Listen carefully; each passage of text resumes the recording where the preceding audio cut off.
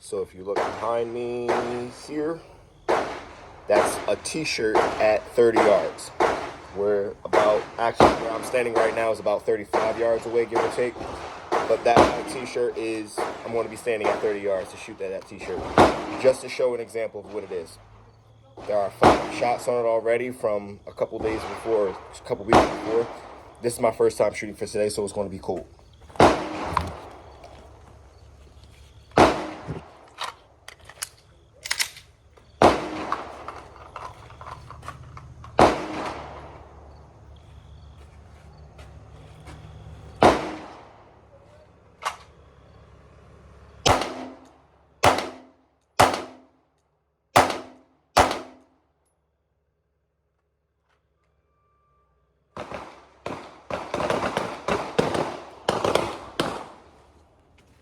So that was 5 shots at 30 yards.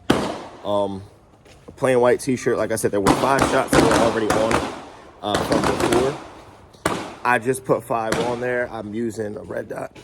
So again, I'm getting it up on target, and as soon as I see that dot as confirmation that I presented the fire correctly, I'm on point.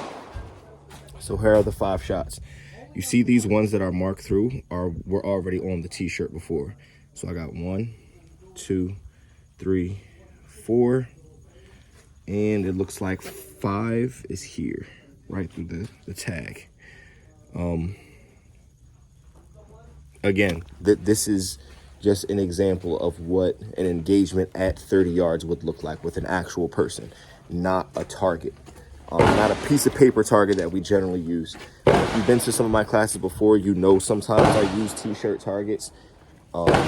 Specifically when I'm teaching a defensive class, usually not a beginner class, but again, this is just to kind of show what that engagement will look like. Again, at 30 yards. Again, sometimes when we have a regular target, where we have the X in the center and then the 10 ring and 9 and 8 and 7, we kind of get lost sometimes in that visual accuracy. Like, oh, what does my accuracy look like? What does my precision look like? Which are good things, don't get me wrong. I'm not saying that those are bad things at all. But this is defensive shooting. When I can put 1, 2, 3, 4, 5 on the target at 30 yards at a pretty quick pace. And I'm not worried, because if this was a regular target, if we say our X would be here, we would have our 9, 8. These would probably be in like the 7 or 6 range. And a lot of times you might look at that and say, oh, it's bad, I didn't have X. But again, if you were in a defensive shooting situation, would you actually put 5 accurate shots on the target here? Yes, granted, it's not as stressful. And I have to admit that, of course, obviously, it's only a 30-yard engagement.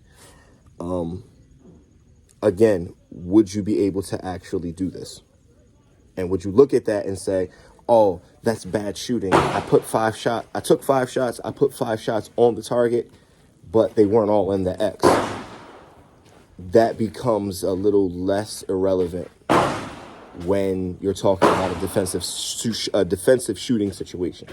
Now, granted, under stress, under adrenaline, you have to imagine, again, something I talk about, that your group will expand when you're under stress.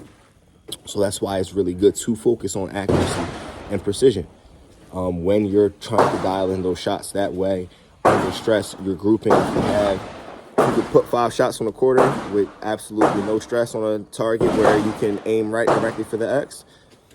Then it'll grow when you're actually under stress and shooting. Now, granted, at 30 yards here, it's a plain white t-shirt. There are no markings on the t-shirt. There's nothing for me to aim at, to have a point of focus on the t-shirt. So you have to understand that the grouping will automatically be wider. If you're able to go to a range and actually test this out and practice it yourself to see what it would look like, you should do so. Get a plain white target or a plain black target, whatever color, it doesn't matter, just with no markings on it, and take shots at it and see how your grouping works, versus actually having something to aim at and then taking that as your point of focus and putting your 5 shots on that, and you should see your group change slightly. It's just only natural. Again, plain white t-shirt at 30 yards away. There's no point of focus on it to aim at, but all 5 shots are still on target, and that's what you're looking to do.